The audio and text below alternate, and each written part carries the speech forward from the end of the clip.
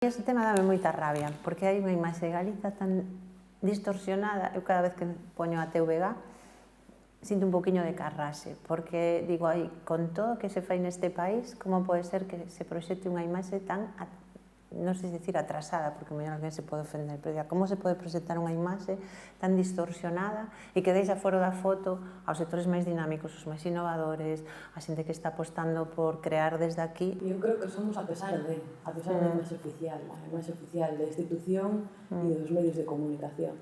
E creo que é porque ao final hai tanta viveza dentro da sociedade que acaba desbordando por outras canles que non son as oficiais, pero que demostran que esa Galicia está viva e que quere sair adiante, non? Eu creo que, por exemplo, Vigo é un bo exemplo deso, non? Eu creo que a cultura, por exemplo, en Vigo sempre se move moito nas marxes, non?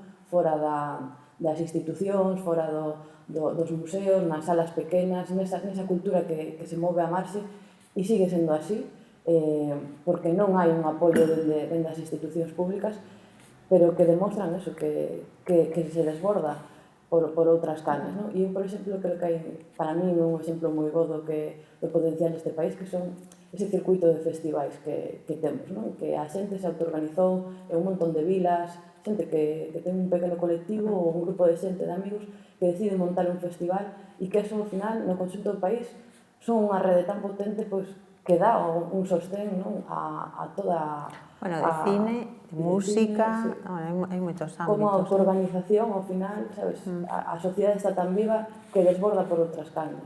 E creo que se eso fose apoiado, claro, dende a institución e se reforzase esa imaxe, se incluíse, non que se reforzase, que se incluíse, que aparecese tamén nesa imaxe oficial, bueno, creo que temos un potencial enorme. Aí o grave tamén é que para moita xente ver todo ese potencial ou estar apostando por proxectos que costa moito sacalos adiante e ver que non ten apoio tamén acaba situando nunha posición hipercrítica.